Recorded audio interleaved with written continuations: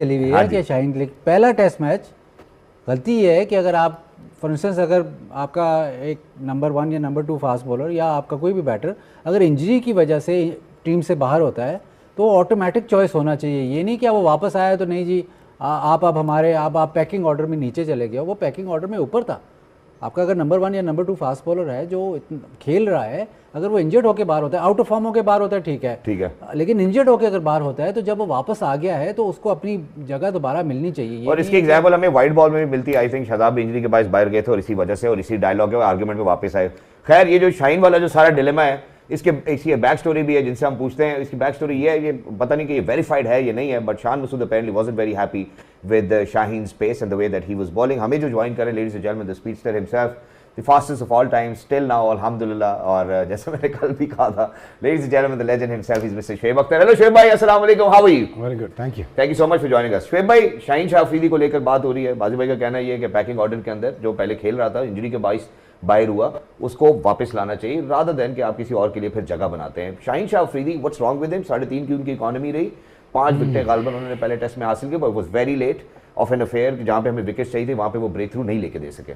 Technical बात या average बात? टेक्निकल बात। कितने मेडन ओवर किए उसमें इस टेस्ट 8 मैच में? पहले में 8 किए थे और मैं गालबन दूसरे में भी तकरीबन number is somewhere around close. Okay, economy rate 3.5, 3.3, 3.5। That's high, ठीक है। That's high. दैट मींस वो T20 की फास्ट बॉलिंग कर रहा है। Again, strike rate? Strike rate I think is around, पहले में शायद इनिंग्स में उनको चलो देख लेते हैं, 71 रन थे। यस, निकाल लेते बात। या बट अगेन आई थिंक उसका कसूर नहीं है। और मेरा ये ख्याल है कि थोड़े ओवर ज़्यादा कर गए, करते 20-20 के 2 इनिंग्स के स्पेल करते, ठीक है, लेकिन ड्रॉप करना ये कोई बच्चों वाली बात है, ये तो बिल्कुल ही नकारा सी बात है। जाएँ उसको, अभी तो सेंस आई होगी, तो दूसरी इनिंग्स में सेंस आई होगी कि बॉल ऐसे किस एरिया में जाना चाहिए। सो मेरा ये ख्याल है कि उसको आराम से तसल्ली से जाके कप्तान को बैक करना चाहिए, जाके अपनी बॉलिंग करे, गेट द लेंथ राइट, पहले get the focus right, get the length right. जब अपने आप को पहुँचाए उस लेंथ तक, लाइक टस्किन की लेंथ है जहाँ पे, वहाँ तक। अभी 150 बॉलिंग नहीं कर रहा वो, तो इसलिए आगे पीछे कर नहीं सकता। जब एक लेंथ पे बॉल लगना शुरू हो जाएगी, then you have a confidence to bowl fast within the match, within the innings वो स्पेल आ जाते हैं। It all you have to do is you have to be present and you have to be strong right till the end. वो आपका जज्बा नज़र आना चाहिए राइट टिल द एंड तक। So I think a very less bowling that he bowled in a longer format. और आजकल के बच्चों से क्या एक्सपेक्ट कर सकते हैं हम कि वो लॉन्गर फॉर्मेट खेलते भी नहीं, और उनको एक्सपेक्ट करते हैं हम कि यार वो आके आपको अच्छे अच्छे लंबे लंबे स्पेल करके दें, 8-8 ओवर के स्पेल करें। बैक इन डेज अगेन फिर यार बड़ी अजीब सी बात हो जाती है, बैक इन डेज छोड़ो उसको।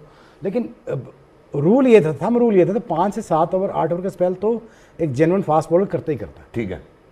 And how essential is to maintain your pace, making sure जो बातें सुन रहे हैं हम, ये वेरीफाइड नहीं है, मतलब ऑब्वियसली PSL में 140 पे हमें उनको बॉलिंग करते हुए देखा है, टेस्ट मैच में जाते हैं 130, 132 उनकी पेस है। How much do you think it has an impact on the game itself?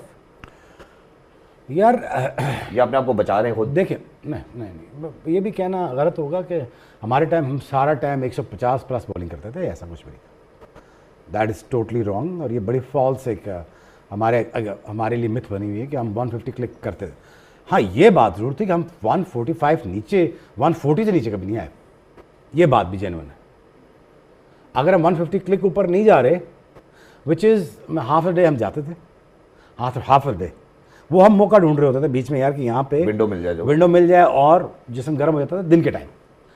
पता नहीं किसी मोटर्स लगी हुई थी हमारे अंदर, हम शाम को जाके दिन के लेटर पार्ट में हमारे फ्लो बेहतर आते थे। But again consistently bowling somewhere about in 135 will allow you to bowl in some windows 145. But for that you have to be present. For that you have to bowl at least nothing less than 20-30 overs and up to 40 overs in a test match. अब ये बॉलिंग्स को फ़ायदा देगी इन leagues to come. तो अब तो 4 over तो उसके लिए हलवा हो जाएंगे इस बॉलिंग के बाद। But if you ask me genuinely कि उसका प्रॉब्लम क्या, I don't think is fit enough. I don't think okay, that's a strong word, fit enough. No, he's not strong enough. Built. He's not strong enough. It's a horse work. थोड़ा ये पागलपन वाला काम है ये। थोड़ा इसमें जान आपको एक्स्ट्रा लगानी पड़ती है, इसमें आपको मन मारना पड़ता है, इसमें आपको बहुत सारी चीज़ें करनी पड़ती है जो टेस्ट मैच में, बिफोर द टेस्ट मैच में आपको करनी पड़ती हैं, फिर आपके वो काम आती है। ये डंड डूंड ऐसे नहीं बनते, डंड दिखाने के लिए थोड़ी होते हैं, ये जोर लगाने के लिए होते हैं। एग्जैक्टली। सो अगर if you compare his muscle mass to mine, I think वो 2 होगा, मैं 10 पे हूँ इस वक्त। So but again you need that muscle mass to propel you to bowl fast, you know, but dropping him is not an option. No. Exactly. So it's basically totally dependent on the player himself कि वो कितना hard work put in कर रहे हैं. I think that's exactly the message that he really needs to kind of build on. That kind of physique जिसके बाद आप test में 140 के ऊपर बॉलिंग कर सके, लाइन लेंथ मेंटेन कर सके। चले हम जहाँ पेसर्स के बारे से बात करें, मैं मैडम सना को भी रोप इन करना चाहता हूँ। Noman Ali with an economy of 4.25, I think 4.5 something of that sort as well. हमने रिलाई किया अपने स्पिनर्स के ऊपर, ठीक है, हमने लेफ्ट हैंडर्स के खिलाफ साजिद को नहीं खिलाया, हो सकता है आने वाले वक्त में या कल जब भी हमें पता चलेगा टीम में चेंजेस होंगे। Do you think to kind of get Noman Ali, जो कि इतना स्कोर भी जो है वो कंसीड करा रहे हैं, उनकी इकोनॉमी भी ऑन दी हायर साइड है, is not been contributing as much with the wickets, वो वाले ब्रेक थ्रूज नहीं मिल रहे, what solutions do you think otherwise Pakistan could choose for? देखिए, पहले थोड़ा सा मैं जो शोएब भाई बात कर रहे थे, सिर्फ उसमें मैं जिक्र करूंगी। आज मैं एक आर्टिकल पढ़ रही थी, ऑब्वियसली हम नाहिद राना की तो हमने डिटेल में बात की है, पर जो शोएब भाई बात करें ना मसल मास की, तस्कीन अहमद की एक बड़ी ज़बरदस्त स्टोरी है कि जब कोविड आया 2018 में, 2018 में ये ड्रॉप हुए अपनी फिटनेस की वजह से, तो कोविड में इन्होंने उधर लोकल दोस्तों के जिम्स खुलवा के, क्लब्स खुलवा के, क्योंकि ऑब्वियसली ये बोर्ड के प्लान से बाहर हो गए थे। और कल हम प्लेयर्स की रिस्पॉन्सिबिलिटी की बात कर रहे थे, तो ये बोर्ड के प्लान में से बाहर हो गए। इन्होंने अपने प्राइवेट दोस्तों से कहा, जिम्स खुलवाए, ग्राउंड्स खुलवाए और वहाँ जाके प्रैक्टिस शुरू कर दी। और ये उस टीम का हिस्सा थे जिसमें इबादत हुसैन ने 2022 में भी जाके जो न्यूजीलैंड को इन्होंने हराया था, तस्कीन अहमद, और इनका बड़ा इंपॉर्टेंट रोल था। तो जो शोएब भाई पहले बात करें कि आपकी खुद की जो चाह है ना परफॉर्म करने की विद द लॉन्गर फॉर्मेट, वो जब सच्ची होगी तो फिर आप वहाँ पे भी रास्ता निकालेंगे जो जनरली शायद आपको नहीं मिलता। तो आई थिंक ये तो एक प्लेयर्स को हमारे खुद से देखना पड़ेगा कि अगर वो टेस्ट के लिए अपने आप को अवेलेबल कर रहे हैं तो वो इन सब चीज़ों को काम कर रहे हैं कि नहीं कर रहे। दूसरी बात ये कि नुमान का रिदम उस तरह से ज़बरदस्त नहीं लगा। अनफॉर्चुनेटली आप पहली इनिंग्स में देखें 8 से 9 बॉल्स अगर एक स्पिनर कराता है, दिस समथिंग क्वाइट रॉन्ग, क्योंकि आपको पता है टेस्ट क्रिकेट के अंदर एक्स्ट्रास पे वैसे ही थोड़ा सा हाथ, आपको जब तक आप नज़र ना आए कि बहुत ही बड़ा कोई नो बॉल आ रहा है और चीज़ें आ रही है, अंपायर्स लीनियंट रहते हैं एक्स्ट्रास पे। सो वो एक बड़ा कंसर्न होता है। एज अ स्पिनर आपको समझ आ रही होती है कि या तो आपके रिदम में मसला है, आपकी स्ट्राइड में मसला है, आप कुछ एक्स्ट्रा जोर लगाने की कोशिश कर रहे हैं। सो वो तो नज़र आया कि उनका रिदम अपसेट हुआ था। दूसरी इनिंग्स में थोड़ी बेहतर बॉलिंग उन्होंने की है, लेकिन साथ आपको ये भी देखना पड़ेगा, चाहे वो हम शाहीन की बात करें, चाहे हम नुमान की बात करें, कि फील्डिंग स्टैंडर्ड्स भी अच्छे नहीं थे। विकेट कीपिंग अगर हम बात करें, स्लिप क्वाड्रेंट की बात करें, जब एक बॉलर का बार बार चांस गिरता है तो ऑटोमेटिकली पेस भी नीचे जाएगी, फ्लाइट भी ख़राब होगी, लाइन लेंथ भी ऊपर नीचे होगी, फिर आप फ्रस्ट्रेट होते हैं। तो वो एक एलिमेंट ज़रूर है। बट नुमान की जिस तरह की बॉलिंग नज़र आई पहली इनिंग्स में, मुझे ऐसा लगा नहीं कि वो वाली बात थी जो हम पहले पिछले टेस्ट मैचेस में देख रहे थे। तो मैं तो समझती हूँ जैसे हम लोगों की टीम में लेफ्टीज़ हैं, बांग्लादेश के पास भी हैं, तो साजिद खान एक बहुत बेहतर ऑप्शन है। बेहतर तो है कि आप दोनों को खिलाएं अगर खिला सकते हैं, लेकिन अगर नहीं खिला सकते तो फिर नुमान के साथ आप रिप्लेस कर सकते हैं साजिद को। तो बेसिकली बैटिंग, बॉलिंग, फील्डिंग का मसला है, बाकी सब ठीक है। कल शोएब भाई ने बड़ी मजेदार बात की थी, उन्होंने कहा जहाँ पे बहुत सीम हो रहा है, हिल रहा है, निप थ्रू कर रहा है, वहाँ हमें डिफिकल्टी है। बादल भाई देखिए, जिस किस्म की हमारे बॉलर्स की परफॉर्मेंस रही है, हमने पहली इनिंग्स के वाले से बात कराया, हम 400 रन भी कराते हैं, पाकिस्तान में भी हमने कराए, ऐसा नहीं कराए। उसके बाद भी आप ये देखें कि जब कैंप लगता है सिलेट में हमारी टीम पहुंचती है तो हसन को, नुमान को और शाहीन को रेस्ट कराया जाता है। तो हम कैसे प्रायोरिटाइज कर रहे हैं कि यार अब हमने जाके इस किस्म की गेम खेलनी है? नहीं, रेस्ट टेस्ट मैच खेल के आए हैं तो क्या एक प्रैक्टिस आप सेशन नेट में जाएंगे, आपको 5-10 दोबारा ओवर कर कराएंगे, कोई रनिंग में तो आएंगे, 40 ओवर करके आए, उसको दोबारा करवा दे। ये एक तो हमारा ये जो आपने जो बात की ना, ये हमारा माइंडसेट यही बना हुआ है। अब जैसे अब फर्स्ट क्लास सीज़न आपने कराया, उसमें इतने मैचेस करवा दिए हैं आपने कि ये जो आपने अभी प्लेयर सेलेक्ट किए हैं, आप कह रहे हैं ठीक है फर्स्ट क्लास से, आपने इनके मैचेस देखें, इनके 20-26 मैच हैं, 26 या 30 मैच है 1.5 सीज़न में। ये आपको 2.5 साल में होने चाहिए इतने मैच। मेच्योरिटी ऐसे नहीं आती, मेच्योरिटी मैचेस है, फ़ौरन 10-10 मैच खेल जाओ तो मेच्योरिटी नहीं आती। वो over the period of time जो ग्राइंड आपको लगता है, एक सीज़न खेलते हो, दूसरा सीज़न खेलते हो, तीसरा सीज़न खेलते हो, दैट इज़ डिफरेंट। या वो सारा कंडेंस करके एक ही सीज़न में सारे मैचेस करवा दो, दैट इज़ डिफरेंट। ये भी एलिमेंट हमारे लोगों को ये समझ नहीं आ रही। नहीं जी, वो फर्स्ट क्लास मैच बहुत ज़्यादा खेल रहे हैं, ठीक है खेल रहे हैं, लेकिन साल कितने हुए हैं? एक साल में अगर आप 30 फर्स्ट क्लास मैच खेल जाओगे या 25 फर्स्ट क्लास मैच खेल जाओगे तो उसमें क्वालिटी तो नहीं आएगी। क्वालिटी और प्लस आपकी मेच्योरिटी नहीं आती है। एक साल के बाद जो आपने 10 मैच खेले, उसके बाद एक साल के बाद आपको रिफ्लेक्ट करोगे यार मेरे से क्या गलती, मैं इंप्रूव करूंगा, अगले साल मैं कैसे खेलूंगा। जब अगले साल आप आओगे तो जो आपके ऑपोजिशन के बॉलर्स होंगे उनको भी पता होगा यार ये पिछले साल ऐसे खेल रहा था, ये ऐसे खेलता है। वो ग्रेजुअल प्रोग्रेशन होती है। अगर आप एक फौरन ऐसे 30 मैच खेल जाओ तो आप कहो नहीं जी इसकी तो एक्सपीरियंस बड़ा, 30 मैचेस का एक्सपीरियंस बहुत है, लेकिन इसका 1.5 साल में 30 मैच हैं। एक बंदे के 3 सालों में या 4 सालों में 10-10 मैच खेल के वो खेला, शायद उसकी मेच्योरिटी ज़्यादा बेहतर हो जिस तरह जितनी 1 साल की मेच्योरिटी। तो ये भी आपको देखना पड़ेगा। थोक के हिसाब से आप मैचेस खिला दो तो वो भी गलत है। आप ये इतना आसान नहीं है कि बस ऐसे एक्सेल शीट खोली कि मैच करा दो, टिक टिक टिक टिक टिक, ऐसे नहीं होता। ऐसे आपका सीज़न नहीं चलता। तो आप जब तक इस पे कॉन्सेंट्रेट, जब तक आप उस फर्स्ट क्लास क्रिकेट या उस जो आपकी जो डोमेस्टिक क्रिकेट है उस पर आप कॉन्सेंट्रेट नहीं करते, जब तक आप उसका प्लान नहीं बनाते, जब तक मैं एज एडमिनिस्ट्रेटर अगले साल का मुझे पता हो कि मैंने कहाँ मैचेस करवाने, तब तक इस तरह नहीं मतलब आओ जी क्या मैच खेल रहे हो, 100% इस तरह फिर आपकी क्वालिटी कॉम्प्रोमाइज होती है। 100% एग्रीड। और उसकी वजह भी है, मैं उसको सिंप्लीफाई भी कर देता हूँ। जो ये कह रहे हैं कि जब आप 2-2.5 साल 3 साल खेलते हैं तो किस किस्म की अवेयरनेस, उनकी ना लाइन डिस्टर्ब होती है ना लेंथ डिस्टर्ब होती है। Is it better to have a right and left combination? नहीं असूलन तो और आपके पास आइडियली तो सारा कुछ ही होना चाहिए, लेकिन आप उस स्टेज पे नहीं हो। आप देखते हो कि सबसे अच्छे आपके प्लेयर्स कौन से, उन्हीं को खिलाओ। और ये कोई मतलब हार्ड एंड फास्ट रूल नहीं है कि ऑफ स्पिनर जो है वो राइट हैंडर को बॉलिंग नहीं कर सकता। बट हाँ ये ज़रूर है कि अगर आप एक ही किस्म के 6 बैट्सर सारे ही लेफ्ट हैंडर्स खिला दोगे तो फिर इशू बन सकता है। बट प्रॉब्लम आपको, आप बाबर के आने से अब मसला ये है कि आप ड्रॉप किसको करोगे। आप इतने दिलेर नहीं हो कि आप सिर्फ अगर साजिद को भी लेके कि आप 5 बॉलर से खेलो, इतने दिलेर मुझे आप लग नहीं रहे। अगर आप बाबर आता है तो आप ड्रॉप किसको करते हो? शान मसूद कैप्टन है, सऊद शकील पे नाम जाता है, सलमान अली आगा नहीं ड्रॉप हो सकता, इमाम को ड्रॉप भी कर देते हो आप। फिर आप साजिद को आप लेके आते हो, चले अभी साजिद को नहीं हम लेके आए, चले इस तरह देख लेते हैं। फिर इमाम ड्रॉप, फिर तो ऐसे ही लग रहा है कि इमाम ड्रॉप होगा, अब्दुल्ला फजल जो है वो ओपन करेंगे, शान मसूद 1 डाउन पे आ जाएंगे, बाबर 4 पे आ जाएगा। ठीक है, लेकिन मसला फिर वहीं रहेगा, एक स्पिनर के साथ आप खेलोगे जहाँ उनके पास ये मतलब उनके पास तो मतलब एडवांटेज ये है कि ऑलराउंडर है जो पूरा बॉलर है, मेहदी हसन मिराज, तो वो 2 स्पिनर्स के साथ खेलती हैं, उनकी जो कॉम्बिनेशन है वो पूरा। आप दूसरा स्पिनर अंदर डाल ही नहीं सकते क्योंकि फिर आपकी बैटिंग कॉम्प्रोमाइज़ होती है और आप वो चांस लेना चाहती नहीं कि यार चलो 5 बॉलर खिला लेते हैं, हम इनको आउट करेंगे।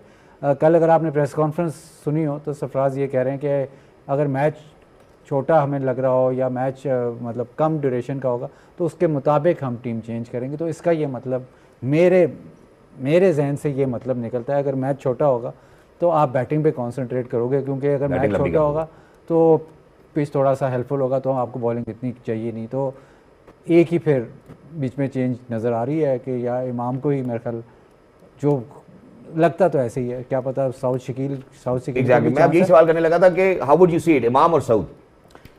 देखिए असूलन तो अगर आपने 4 ओपनर खिलाए हुए हैं तो फिर इमाम ही जाता है ना। शान तो अब रिलक्टेंट ओपनर हो गया, हालांकि वो ओपनर ही था, वो ओपनर ही टीम में आया है और जब से वो कप्तान बना है उसने अपने आप को नंबर 3 पे सेटल कर लिया। बाबर नंबर 4 ही खेलता है, बट अगर बाबर को नंबर 4 खिलाना है तो फिर आपको चौथा जो ओपनर है वही ड्रॉप करना पड़ेगा ना, बैलेंस के हिसाब से।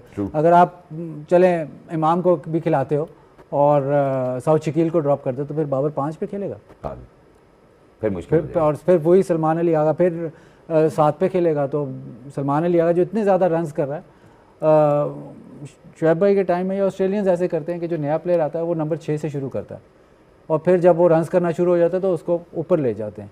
पाकिस्तान में ये अलमिया, अब सलमान अली आगा आपका सीनियर प्लेयर हो गया, वो 7 पे गया है, वो ऊपर जा ही नहीं रहा। अब पिछले इनिंग में 5 पे गया है तो लोगों ने कहा यार बड़ी अच्छी बात है, शुक्र है 5 पे गया है। तो जब स्टार्ट में रिकी पॉन्टिंग भी जब स्टार्ट में आया था नंबर 6 पे खेला था, फिर जैसे जैसे थोड़ा सा एक्सपीरियंस होता है ऊपर चले जाते हैं। हमारा उल्टा हिसाब है कि जो कप्तान बनता है वो नीचे आ जाता है। शान मसूद कप्तान जब से बना है उसने अपनी स्लॉट छोड़ के नीचे आ गया है। अब जो एक्सपीरियंस प्लेयर है सलमान अली आगा, अब इस बैटिंग लाइनअप में सलमान अली आगा एक्सपीरियंस प्लेयर है, उसको आप 7 पे खिला रहे हो। 7 पे बहुत रन्स किए हैं, बहुत अच्छा खेलता है, जब भी उसको मौका मिलता है बहुत अच्छा, लेकिन उस पर आप रिस्पॉन्सिबिलिटी डालो। एग्जैक्टली, उस पर रिस्पॉन्सिबिलिटी डालें तो ओके। अब यहाँ पे एक और भी बात है, वो ये कि जो भी हमारे हेड कोच हैं, जो अभी इन्होंने बात की कि पाकिस्तान के साथ ये अलमिया जो कप्तान होता है वो आहिस्ता आहिस्ता नीचे आता जाता है, हमारे जो बांग्लादेश टूर के लिए हेड कोच है उनके साथ भी ये अलमिया रहा है। मैं मैडम सना, जो बाजी भाई ने बात की, बात बहुत ही वैलिड है, इसमें ऐसा कोई नहीं कि इसमें कोई दोराय होनी चाहिए। हु डू यू थिंक, ये जो उन्होंने अभी प्रेस कॉन्फ्रेंस के हवाले से बात की कि यार अगर छोटा गेम होगा तो हम ऑब्वियसली बैटिंग फोकस जाएंगे, अगर 5 दिन का ही गेम हो रहा होगा तो हम will think about bowlers as well, इस तरह से स्ट्रेटेजाइज करना और हेड कोच की तरफ से स्टेटमेंट आना कि हम इस तरह सोच रहे हैं, do you think it's a viable option for head coach to think like this? देखिए, जहाँ बारिश का इतना इम्कान हो 80-90% या 70-80% हो, तो वहाँ पे इस तरह का सवाल आएगा तो आप बात तो करेंगे, बिकॉज आप प्रोएक्टिव तो रहना चाहेंगे ना। आप ये तो आपको पता है कि डिफरेंट तरीके की प्लानिंग आप रखेंगे। अगर आप 5 दिन का टेस्ट मैच खेल रहे हैं तो उसकी प्लानिंग अलग होगी, 3 दिन का टेस्ट मैच खेल रहे हैं तो उसकी प्लानिंग भी अलग होगी। तो ये तो आई थिंक इसमें कोई मुश्किल नहीं है, इसमें कोई बुरी चीज़ नहीं है अगर उन्होंने ये कह भी दिया है, क्योंकि अगर आप इतनी ज़्यादा जब आपकी प्रेडिक्शन होती है बारिश की तो उस तरह की बात का जिक्र ज़रूर होता है। और ये मुझे लगता है ये प्रोएक्टिव अप्रोच है। ठीक है कि आप कंडीशंस के हिसाब से ही टीम खिलाएंगे ना, आप कंडीशन से लड़ेंगे तो नहीं कि नहीं क्योंकि हमने 5 दिन के टेस्ट मैच खेलने आए थे तो हम वही टीम खिलाएंगे, उसमें आप थोड़ी बहुत रद्दोबदल करेंगे। सो बाबर ओवर इमाम नज़र तो आता है ऑब्वियसली, बाबर जिस टच में हैं, जो उन्होंने पीएसएल में अपनी इनिंग्स खेली, जो टाइमिंग उनकी नज़र आई, वो वापस वही बाबर आजम लगना शुरू हो गए थे कि जिनकी टाइमिंग बहुत ज़बरदस्त नज़र आ रही थी। तो Babar Azam record against each team, जो हम टेस्ट के हवाले से बात कर रहे हैं, देखें एवरेज बहुत ही हेल्दी है, 43.71, स्ट्राइक रेट उनका 50s में है, 300 रन किए हुए उन्होंने बांग्लादेश के अगेंस्ट। तो एवरेज तो उनकी हाईएस्ट इंग्लैंड में आपको नज़र आ रही है, न्यूजीलैंड में नज़र आ रही है, फिर उसके बाद बांग्लादेशी है। तो बाबर की ना तो आपको क्वालिटी पे है और जो इस वक्त फॉर्म है उनकी, उससे आप फ़ायदा ज़रूर उठाना चाहेंगे। तो इस टीम में किसी की भी जगह वो ही can walk in once the injury is gone, तो आई थिंक उसमें तो कोई मसला नहीं है। Exactly okay. अब ये हमने जो बात की, सर्टली इसमें एक और बात भी शामिल है, गुफ्तगू करूंगा कि कल जब हमने फॉलो विकेट्स के ऊपर नज़र डाली थी तो आप लोगों ने तस्करा किया कि अभी तक ऐसा लगता है कि हम पाकिस्तान सुपर लीग के मोड से बाहर नहीं आए हैं। फॉर बाबर, जिसने आपने रेफरेंस दिया वो पीएसएल का रेफरेंस दिया, अनफॉर्चुनेटली जब हम क्रॉस रेफरेंस करते हैं टेस्ट मैचेस के हवाले से या रेड बॉल क्रिकेट की बात करते हैं, वो ज़्यादा लागू नहीं होता। 2 ही टेस्ट मैचेस की सीरीज है, एक आखिरी टेस्ट मैच है, series is already on the line. Do you think that this is the right time to bring in Babar और लेट इमाम प्ले देन? नहीं, आप बिल्कुल ला सकते हैं। देखिए, आपने पहले भी बीच में टेस्ट मैचेस से भी बाबर को ड्रॉप किया है। अगर आपने उनको लॉन्गर फॉर्मेट के लिए रखना है और तैयार करना है और वो फिट हैं तो उनको खेलना चाहिए with the form he is in, उनको बिल्कुल खेलना चाहिए। चाहे वो अब इमाम की जगह आपको समझ आए कि उनकी जगह खिलाना है, चाहे आपने किसी और की जगह खिलाना है, पर जिस तरह की फॉर्म है, और हमें एक राइट हैंडर चाहिए भी। हमारा जो बैटिंग ऑर्डर जिस तरह से आ रहा है, हमें एक राइट हैंडर चाहिए जो मिडल ओवर्स में लेफ्ट हैंडर्स के साथ लंबी पार्टनरशिप्स बनाने की अहलियत रखता हो। तो I think Babar walks into this team. Exactly, which is why I am going to bring in Shoaib भाई over here as well. Shoaib भाई, जो हमने लेफ्ट और राइट की कॉम्बिनेशन की बात की, आपने पूरी कॉन्वर्सेशन भी सुनी। How as a bowler it is tricky for a bowler to maintain his line or length when it's a right or left combination playing in front of you? Doesn't make a difference to me. Okay. To you? No. And otherwise bowlers जो अब हम आज की cricket की बात करते हैं, do you think makes a difference? No, I kind of enjoyed, मतलब मुझे अच्छा एक्सपीरियंस मिल जाता था राउंड द विकेट, क्योंकि मोस्ट ऑफ द टाइम जिनकी बॉलिंग आप यहाँ से करते रहे ना ओवर द विकेट, तो मुझे अच्छा लगता था। एंगल ज़रा फ़र्क हो गया, ज़रा विजुअल बेहतर हो गया, तो मुझे सम टाइम लगता था यार कि ज़रा easier to hit the batsman from this angle from the round the wicket. निशाना अच्छा जा रहा था आपका, आप ये कह रहे हैं। तो 4 डे गेम हो रही थी ब्रिस्बेन में 99 में, तो Matthew Hayden is trying to make a comeback. I didn't know that he was first class player, test match player, he already made a debut. तो मैंने उसको छाती पे 2-3 बॉलें मारी बड़ी तेज़ किस्म की, तो आगे से वो भी तगड़ा है, तो उसने भी 100 कर दिया। तो मैंने से कहा कि तो इतना अच्छा होता तो मार्क टेलर जरा ना आ जाता तो उसने, मुझे उसका नाम नहीं पता था और वो टक्कर दे रहा था। मैंने कहा फर्स्ट क्लास का प्लेयर इतना टक्कर कैसे दे सकता है इंटरनेशनल फास्ट बॉलर को? तो अगेन उनका मैंने पहले दफ़ा रियलाइज़ किया कि उनका फर्स्ट का स्ट्रक्चर ही बहुत टफ है यार, बहुत ही तगड़े लोग हैं, बहुत तगड़े हैं। बॉल लग जाना 150 क्लिक पे बॉल लगना ना bro, it's not easy, it's not easy, even thinking about it is not easy. हाँ, उसको 155 157 पे 2 बॉल छाती पे लगे, 2 लगातार, अभी भी क्लिप पड़े होंगे।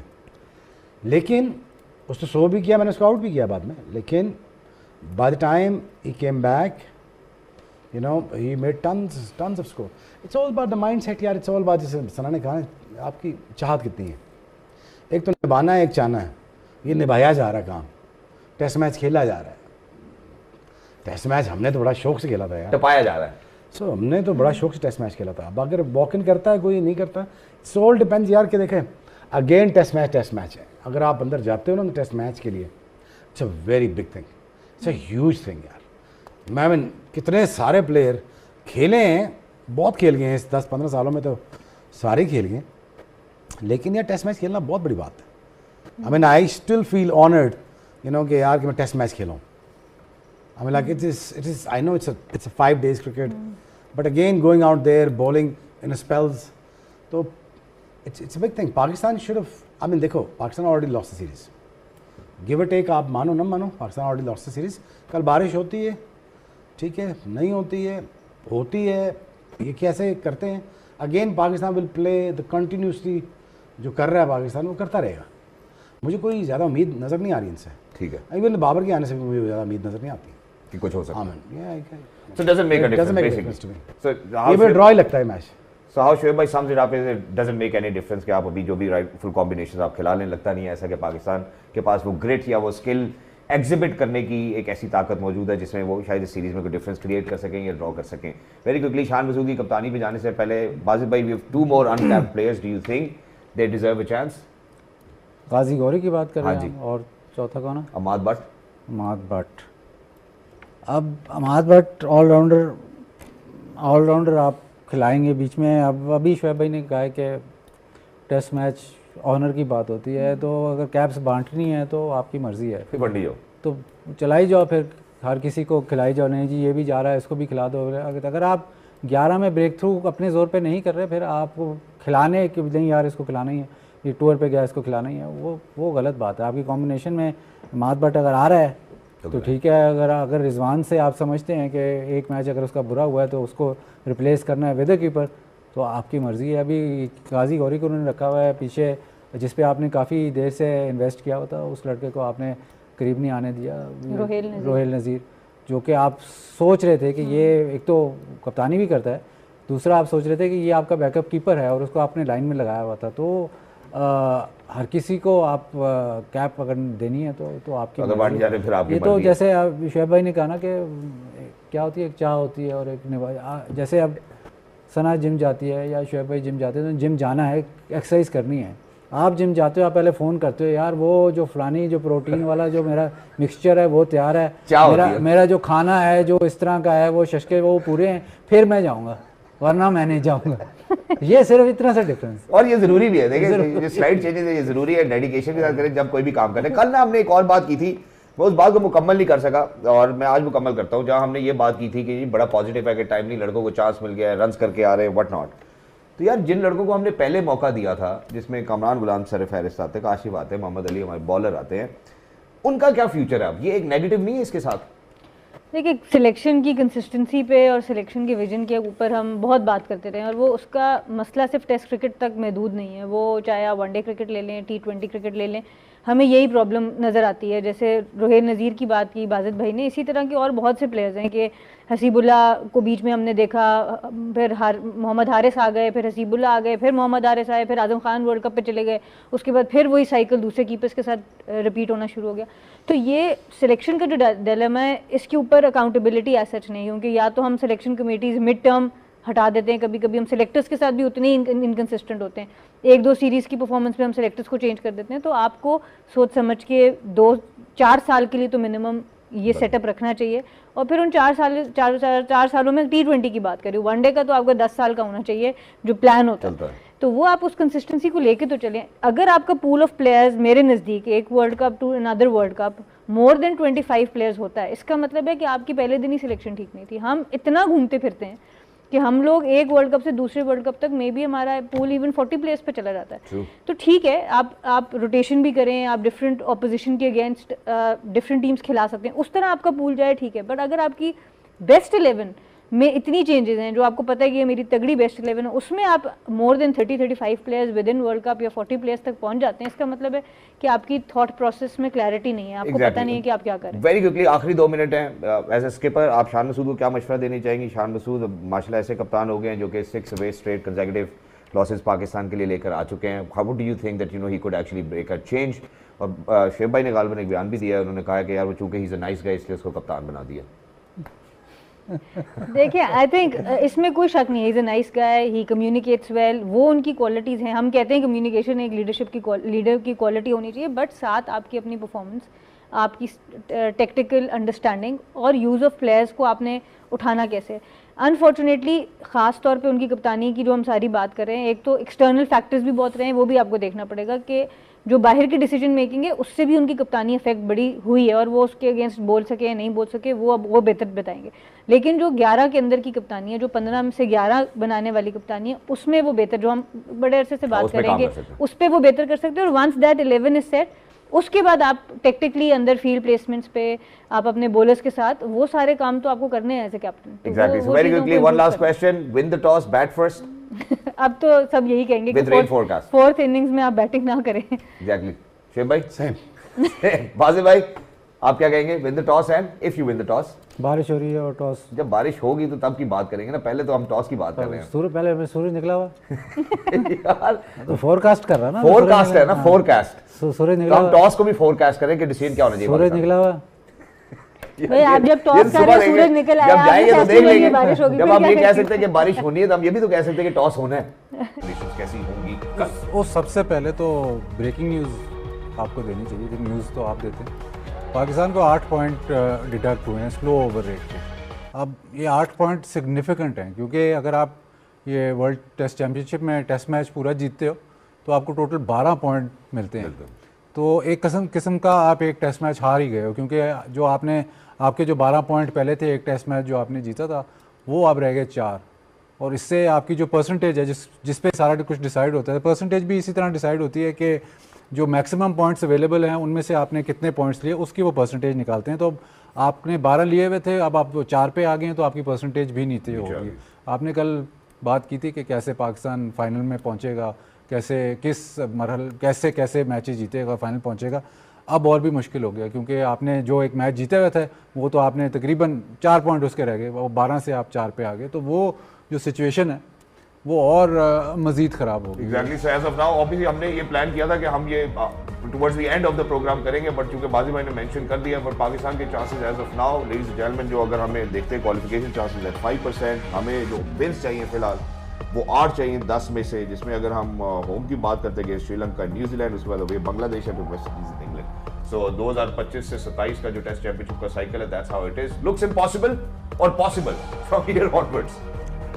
नहीं, पॉसिबल तो आप कोई भी चीज़ पॉसिबल हो सकती है, लेकिन ये बहुत मुश्किल हो गया है। स्पेशली आप टेस्ट मैच आ रहे हैं, फिर ये रिडक्शन ऑफ पॉइंट्स हो गए, तो बेसिकली तो आप 1.5-2 टेस्ट मैच हार गए इसी में। उसके बाद इंग्लैंड का टूर है, 3 टेस्ट मैच वहाँ पे हैं। वेस्ट इंडीज़ में शायद आप बेहतर परफॉर्म कर जाएं, क्योंकि वहाँ पे रीसेंट पास में जो पिचेस बना रहे हैं वो आपको सूट करती हैं, वो 150 वाली पिचेस हैं, तो वो शायद उधर आपके पास चांस हो। लेकिन अगर ये सिलेक्ट की आप बात करें तो यहाँ बारिश की पेशन गोई है, तो अगर ये मैच बारिश की नज़र हो जाता है, फिर आपका बहुत मतलब फिर सारे मैच आप जीतो, बहुत मतलब होप अगेंस्ट होप है, हो भी सकता है, लेकिन बहुत ही मुश्किल लग रहा है। एग्जैक्टली। अच्छा, यहाँ पे जो एक डिलेमा है मैडम, वो ये है कि आपको याद होगा कि जब ये टेस्ट चैंपियनशिप साइकिल अनाउंस हुआ था, तो हमने बात की थी कि यार होम के ऊपर अब हमारे पास एडवांटेज है, हम टर्नर्स भी बनाते हैं, हम जीत सकते हैं, और वे वाले में हम कोई कॉम्प्रोमाइज़ चलो चल सकता है और पाकिस्तान एक अच्छी पोजीशन पे आ सकता है। बट अब ये सब देखने के बाद लगता नहीं है कि शायद पाकिस्तान के पास कोई ऐसा चांस है या कोई ऐसा मिरेकल होगा, बिकॉज अब बांग्लादेश में अनफॉर्चुनेटली 104 रन से हमारे पहला टेस्ट मैच, दूसरा is still on the line. How do you see all of these factors turning out in favour of Pakistan? आपको लगता है कि यार शायद हो सकता है वेस्ट इंडीज के साथ अवे है, फिर इंग्लैंड के साथ हमारे अवे गेम्स है? आई थिंक अभी तो जब मैं ये सोचती भी हूँ ना, जब हम प्रेस कॉन्फ्रेंसेस कर देते हैं कि जी हम फाइनल की तैयारी करें और फाइनल खेलने की हमारी ख्वाहिश है, वो बहुत ज़्यादा आप फ्यूचर के बारे में बात करें। अभी सारी की सारी जो एनर्जी होनी चाहिए, सारी की सारी जो बात होनी चाहिए, वो अगले टेस्ट मैच के ऊपर होनी चाहिए। बाकी बातें तो बहुत दूर हैं, और उस टेस्ट मैच के ऊपर ना सिर्फ जीतने की बात होनी चाहिए, पर जो बादल भाई ने पॉइंट आउट किया कि आप ओवर रेट के अपना बहुत ज़्यादा ध्यान में रखें, और जिन जिन चीज़ों से आपके पॉइंट्स माइनस हो सकते हैं उन चीज़ों का आप ध्यान में रखें कि वो कैसे आपने अवॉइड करना है। तो अगर आपने फॉर एग्जांपल फाइनल के बारे में सोचना भी है, तो उसका तरीका सिर्फ ये एक ही है कि आप अपने सारे टेस्ट मैचेस अच्छे तरीके से ओवर रेट को अच्छा रखते हुए जीतते चले जाएं। तो उसके लिए सबसे पहला स्टेप ये है कि आप अपना अगला टेस्ट मैच, उसमें आप अपनी 11 ठीक करें, जो कि हम देख रहे थे कि पिछले मैच में भी नहीं थी। उसको आप उसके ऊपर काम करें, और फिर पहले इस टेस्ट मैच से जाने की कोशिश करें आगे, और फिर हम आगे अगले अवे सीरीज और होम सीरीज की बात कर सकते हैं। एग्जैक्टली। वो अब ऑफिस हुआ था, बाजू में जरा ब्रेकिंग न्यूज़ लेकर आते हैं तो हमने फिर वैल्यू करते हैं हम बाजू भाई के इनपुट को, तो ये ज़रूरी था कि स्लो ओवर रेट के ऊपर हमने बात की, क्योंकि उसके बाद शेप अप होगी मजीद पोजीशन पाकिस्तान के लिए जो डिफिकल्टी की तरफ बढ़ रहे हैं। मूविंग ऑन, जहाँ आपने प्लेइंग 11 के हवाले से बात की, हमने कल कहा कि यार हमारी बॉलिंग 400 रन भी करा देती है। दूसरी अगर बैटिंग की बात करें, दूसरी इनिंग्स में पाकिस्तान को बैटिंग करते हुए मसला होता है, टॉस जीतते हैं तो हम उनको कहते हैं कि वो आप आके बैट कर लें। सो अब let's go ahead and Sylhet की कंडीशन पे हमने बात करनी है, एक दो स्क्वाड पे नजर डाल लेते हैं कि क्या चेंजेस कर सकते हैं कीपिंग सिलहट इन माइंड। देखिए खुर्रम शहजाद को ये वापस लेके आएंगे क्योंकि प्रेशर अब बन गया है। खुर्रम शहजाद इंजरी की वजह से टीम से ड्रॉप होता है, वो वैसे ड्रॉप नहीं था तो वो आपका ऑलमोस्ट सेकंड चॉइस या थर्ड चॉइस कर लें, लेकिन वो टीम में खेलता था, उसको आपने नहीं खिलाया। आप किसको ड्रॉप करते हैं वो देखना। शाहीन की बातें हो रही हैं कि शायद शाहीन को ड्रॉप कर दें। मेरे ख्याल शाहीन वो बॉलर है, ये लोग अगेन प्लेयर की तो गलतियां हैं बट बिकॉज ये लंबी क्रिकेट नहीं खेलते। शाहीन जब ज़्यादा टेस्ट मैचेस खेलेगा, जब ज़्यादा फर्स्ट क्लास क्रिकेट खेलेगा, तब उसकी वो ऐसा बॉलर जैसे जुनैद खान होता था, जितने ज़्यादा वो ओवर करता था उतनी ज़्यादा उसकी रिदम अच्छी होती थी। आपको याद पड़ेगा जब ऑस्ट्रेलिया में 2 टेस्ट मैच हुए थे तो दूसरे टेस्ट मैच 3 टेस्ट मैच की सीरीज़ थी, दूसरे टेस्ट मैच में शाहीन ने अच्छी बॉलिंग की। अगला टेस्ट मैच उसको रेस्ट करवा दिया कि जी इसने कप्तानी करनी है या पता नहीं वर्कलोड मैनेजमेंट था क्या था। नकल उस वक्त डायरेक्टर हफीज़ थे, इन्होंने तीसरा टेस्ट मैच उसको नहीं खिलाया था। तो जब वो फॉर्म पिक किया था उसने, थोड़ा अपने रिदम में आया था तो उसको ड्रॉप करते। अब ये बात अब थोड़ी हवा चली हुई है कि शायद शाहीन को ड्रॉप करते हैं। शाहीन को अगर अब आप ड्रॉप करेंगे तो फिर शाहीन को फिर आपको लेके जाना ही नहीं चाहिए, क्योंकि अगर आप शाहीन जैसे बॉलर को या तो आप उसको पूरा फर्स्ट क्लास का सीज़न खिलाएं या 4-5 मैच जो कि आप नहीं होते वार्म अप मैचेस होएं, उसके बाद वो रिदम में आता है। लंबी बॉलिंग की बात कर रहा हूँ, T20 की बात नहीं कर रहा, 4 डे या मतलब टेस्ट मैच की बात कर रहा हूँ। मुझे ऐसे ये मेरी पर्सनल ओपिनियन है कि जब ओवर्स अंडर हिज बेल्ट होते हैं तो वो बेहतर बॉलिंग करते हैं। लेकिन अब तो अगला टेस्ट मैच सर पे है, बारिश की बहुत पेशन गोई है।